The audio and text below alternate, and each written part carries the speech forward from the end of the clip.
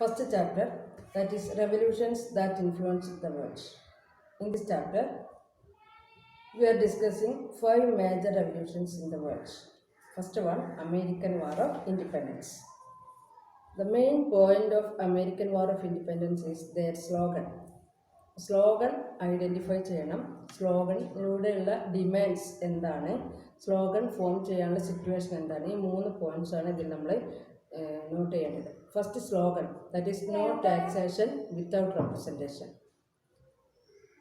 No taxation without representation. That is their slogan. Then, what is the demand through this slogan?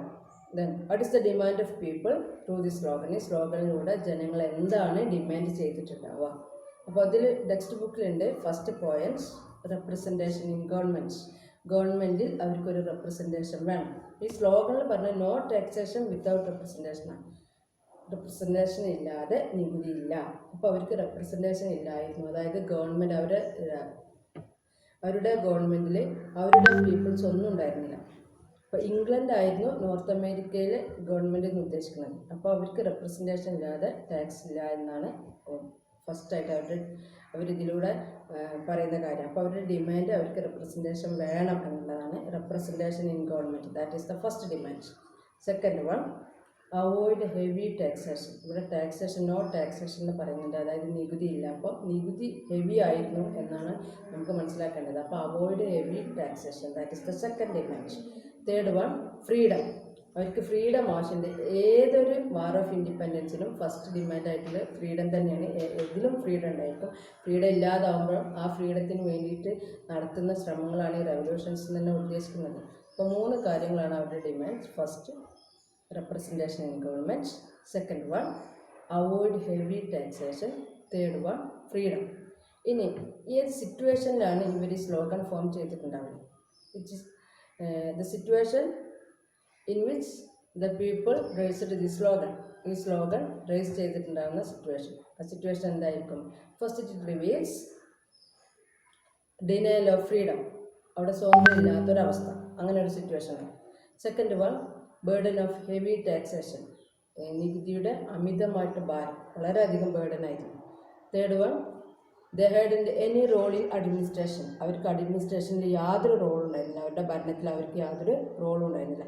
ഇത് 3ആണ് അവിടുത്തെ സിറ്റുവേഷനായിട്ട് വരുന്നത്. അപ്പോൾ ഇത്രയും കാര്യങ്ങളാണ് സ്ലോഗൻ നമ്മൾ ശ്രദ്ധിക്കേണ്ടത്. ഇമ്പോർട്ടൻ്റ് ആയിട്ട് വരുന്ന സ്ലോഗൻ ഏതാണ് ഐഡൻറ്റിഫൈ ചെയ്യണം. എന്നിട്ട് അതിൻ്റെ ഡിമാൻഡ് എന്താണ്, അതിലൂടെ ഏത് സിറ്റുവേഷനിലാണ് ഇത് ഫോം ചെയ്തിട്ടുള്ളത്, ഈ 3 കാര്യങ്ങൾ ഓർക്കണം. ഇനി രണ്ടാമതായിട്ട് അമേരിക്കൻ വാർ ഓഫ് ഇൻഡിപെൻഡൻസിലെ second point, historical background of America. അവരുടെ ഹിസ്റ്റോറിക്കൽ ബാക്ക്ഗ്രൗണ്ട് എന്താ? പോയിന്റ് ബൈ പോയിന്റ് ആയിട്ട് തന്നെ നിങ്ങൾ എഴുതണം. 3-4 മാർക്കിന് വരുന്ന ക്വസ്റ്റ്യൻസാണ്. Historical background of America. First, from 16th century onwards, Europeans began to migrate North America. Europeans north അമേരിക്കയിലേക്ക് 16th century മുതലേ മൈഗ്രേറ്റ് ചെയ്തിട്ടുണ്ടായിരുന്നു. മൈഗ്രേറ്റ് ചെയ്യാൻ തുടങ്ങിയിരുന്നു. മൈഗ്രേറ്റ് എന്ന് പറഞ്ഞാൽ കുടിയേറി പാർക്കുക. Their main aim was to exploit natural resources. അവരുടെ നേച്ചുറൽ റിസോഴ്സ് എക്സ്പ്ലോയിറ്റ് ചെയ്യുക എന്നതാണ് അവരുടെ പ്രധാന ഉദ്ദേശം. യൂറോപ്യൻസിൻ്റെ മെയിൻ എയിമായിട്ട് വരുന്നത് അവിടുത്തെ നേച്ചുറൽ റിസോഴ്സ് എക്സ്പ്ലോയിറ്റ് ചെയ്യുന്നു. അതിനുശേഷം 18th century ഇംഗ്ലണ്ട് 13 കോളനികൾ എസ്റ്റാബ്ലിഷ് ചെയ്തു.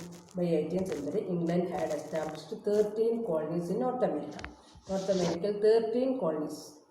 13 ആണ് മറക്കുന്നത്. ഈ 13 colonies നിങ്ങൾക്ക് ടെക്സ്റ്റ് ബുക്കിൽ ഇവിടെ ജസ്റ്റ് ഒന്ന് നോക്കുക. ഈ ഭാഗത്തായിട്ട് കാണാൻ കഴിയും 13 coloniesൻ്റെ പേര്.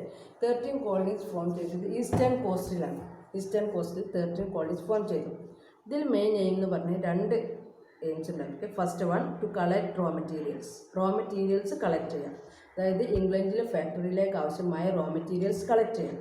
സെക്കൻഡ്, പ്രോഡക്റ്റ്, അത് ഫാക്ടറി സിസ്റ്റത്തിൽ പ്രൊഡക്റ്റ് ആയി കഴിഞ്ഞാൽ അത് സെല്ല് ചെയ്യാനുള്ളൊരു മാർക്കറ്റ് വേണം. അപ്പോൾ അത് കണ്ടെത്തുക എന്നുള്ളതാണ്. Find out a market for their products. These are the 2 aims of England to establish this 13 colonies. ഈ 13 colonies ഉണ്ടാക്കുന്നതിൻ്റെ എയിംസ് എന്ന് പറഞ്ഞ 2 aims ആണ്. First one, to collect raw materials. Second one, find out market for their products. ഇത്രയാണ് historical ബാക്ക്ഗ്രൗണ്ടിൽ വരുന്നത്. അപ്പോൾ historical background of America, explain historical background of America എന്ന് പറഞ്ഞാൽ ഫസ്റ്റ് യൂറോപ്യൻ 16th സെഞ്ച്വറി മുതലേ മൈഗ്രേറ്റ് ചെയ്യാൻ തുടങ്ങി. അവരുടെ എയിംസ് നേച്ചുറൽ റിസോഴ്സ് എക്സ്പ്ലോയിറ്റ് ചെയ്യുക എന്നുള്ളതാണ് അവരുടെ എയിംസ്. 18th സെഞ്ച്വറിയിൽ ഇംഗ്ലണ്ട് 13 കോളനീസ് എസ്റ്റാബ്ലിഷ് ചെയ്തു. അവരുടെ എയിംസ് എന്ന് പറഞ്ഞാൽ first one to collect raw materials, second one find out market for their product. ഇത്രയും കാര്യങ്ങൾ പോയിന്റ് ബൈ പോയിന്റ് ആയിട്ട് എഴുതി കൊടുക്കും. അതിലെ ഹിസ്റ്റോറിക്കൽ ബാക്ക്ഗ്രൗണ്ട്. ഇനി അടുത്ത വരുന്ന കോസസ് ആണ്, കാരണങ്ങൾ. ഇപ്പോൾ ഏതൊരു ഫ്രീഡം സ്ട്രഗിളിനും അതിന് കോസസ് ഉണ്ടാവും. അപ്പോൾ അതിൻ്റെ കോസസ് ആയിട്ട് ഫസ്റ്റ് വരുന്നത് British merchants implemented A policy. ഒരു പോളിസി ബ്രിട്ടീഷ് മർച്ചൻസ് ഇംപ്ലിമെൻ്റ് ചെയ്തു ഇൻ കോളനീസ്.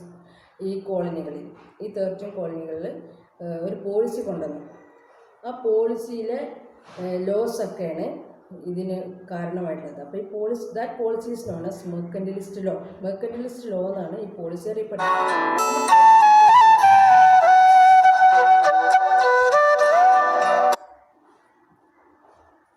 മെർക്കന്റിലിസ്റ്റ് ലോ എന്ന് പറഞ്ഞാൽ 5 ഫീച്ചേഴ്സാണ് ഇതിനുള്ളത്. 5 പ്രധാനപ്പെട്ട കാര്യങ്ങൾ. അപ്പോൾ 5 laws you can see it on text book. 5 laws. First പറയുന്നത് British ships, only British ships could be used for import and export. ഇമ്പോർട്ടിനും എക്സ്പോർട്ടിനും ബ്രിട്ടീഷ് ഷിപ്സ് മാത്രമേ ഉപയോഗിക്കാൻ പാടുള്ളൂ. ഇതാണ് ഫസ്റ്റ് ലോ ആയിട്ട് വരുന്നത്. സെക്കൻഡ് ലോ ആയിട്ട് വരുന്നത് ചില products, sugar, wool, cotton, tobacco, ഇത്തരം products, sugar, wool, cotton, tobacco, ഇത്തരം പ്രോഡക്ട്സൊക്കെ ഇംഗ്ലണ്ടിലേക്ക് മാത്രമേ എക്സ്പോർട്ട് ചെയ്യാൻ പാടുള്ളൂ, വേറൊരു രാജ്യത്തേക്കും എക്സ്പോർട്ട് ചെയ്യാൻ പാടില്ല. അതാണ് സെക്കൻഡ് ലോ ആയിട്ട് വരുന്നത്. പിന്നെ third law, legal documents, newspapers, licence, pamphlets, ഇത്തരം കാര്യങ്ങളിൽ ലീഗൽ ഡോക്യുമെൻറ്റ്സ് പറഞ്ഞാൽ നിയമപരമായിട്ടുള്ള ഡോക്യുമെൻറ്റ്സ് ഒക്കെ, പ്രധാനപ്പെട്ട പേപ്പേഴ്സൊക്കെ. അപ്പോൾ അതിൽ ന്യൂസ് പേപ്പേഴ്സ്, ലൈസൻസ്, പാംഫ്ലെറ്റ്, ഇത്തരം കാര്യങ്ങളിൽ ബ്രിട്ടീഷ് സ്റ്റാമ്പ് ഫിക്സ് ചെയ്യണം. അത് മസ്റ്റായിട്ടും ഫിക്സ് ചെയ്യണം. അപ്പോൾ പാംഫ്ലെറ്റും ജസ്റ്റ് ലഘുലേഖകൾ, അപ്പോൾ എന്തെങ്കിലും പ്രധാനമായിട്ടുള്ള കാര്യങ്ങൾ ഡീൽ ചെയ്യാൻ ഉപയോഗിക്കുന്ന പേപ്പേഴ്സിലൊക്കെ ബ്രിട്ടീഷ് സ്റ്റാമ്പ് ഫിക്സ് ചെയ്യണം എന്നുള്ളതാണ് മൂന്നാമത്തെ ലോ. ഇനി fourth law, that is British troops എന്ന് പറഞ്ഞാൽ ബ്രിട്ടീഷ് സൈന്യങ്ങൾ, ബ്രിട്ടീഷ് ട്രൂപ്സിന് ആവശ്യമായിട്ടുള്ള ഫുഡും ക്വാർട്ടേഴ്സും കോളനീസ് പ്രൊവൈഡ് ചെയ്യണം. കോളനികളിൽ നിന്ന് കൊടുക്കണം. അതായത് കോളനികളിൽ ബ്രിട്ടീഷ് ട്രൂപ്സ് ഉണ്ട്, ബ്രിട്ടീഷുകാരുടെ സൈന്യങ്ങൾ കോളനിയിലുണ്ട്. അതിന് വേണ്ടിയിട്ടുള്ള എക്സ്പെൻസൊക്കെ കോളനി വഹിക്കണം. അതാണ് നാലാമത്തെ ലോ ആയിട്ട് വരുന്നത്. കോളനി പ്രൊവൈഡ് ചെയ്യണം, ഫുഡും ക്വാർട്ടേഴ്സും, ബ്രിട്ടീഷ് ട്രൂപ്സിന് ആവശ്യമായ ഫുഡും ക്വാർട്ടേഴ്സും കോളനീസ് പ്രൊവൈഡ് ചെയ്യണം. അതാണ് ഫോർത്ത് ലോ ആയിട്ട് വരുന്നത്. ഫിഫ്ത്ത് ലോ, ചില പ്രൊഡക്റ്റ്, ടീ, ഗ്ലാസ്, പേപ്പർ, അത്തരത്തിലുള്ള ചില പ്രൊഡക്റ്റിന് ഇമ്പോർട്ട് ചെയ്യുമ്പോൾ, കോളനിയിലേക്ക് കൊണ്ടുവരുമ്പോൾ ഇമ്പോർട്ട് ടാക്സ് കൊടുക്കണം. അപ്പോൾ ഈ 5 ലോസും ബ്രിട്ടീഷ് മെർച്ചൻസിന് അനുകൂലമായിട്ടുള്ളതായിരുന്നു. അവർക്ക് കൂടുതൽ ട്രേഡിൽ കൺട്രോൾ ചെയ്യാൻ വേണ്ടിയിട്ടാണ് ഈ 5 ലോസ് കൊണ്ടുവന്നത്. ഇത് കോളനികളിലെ ജനങ്ങൾക്ക് യാതൊരു വിധത്തിലുള്ള ഗുണം ചെയ്തിട്ടില്ല. So the protested against these law. അതുകൊണ്ട് അവർ ഈ ലോക്കെതിരെ ശക്തമായിട്ട് പ്രതികരിച്ചു.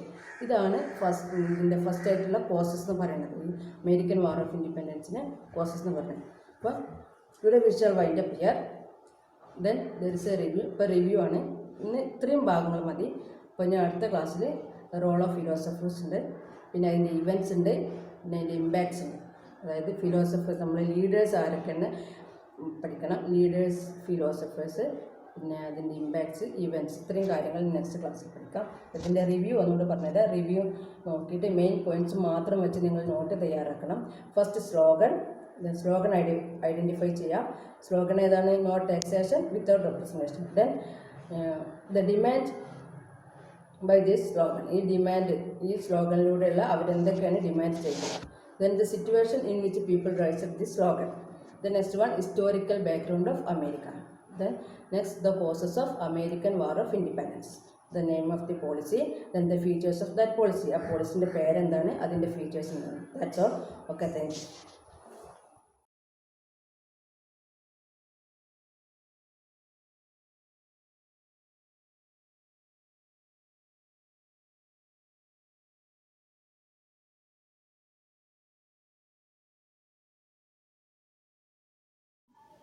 Good morning all of you. Today we start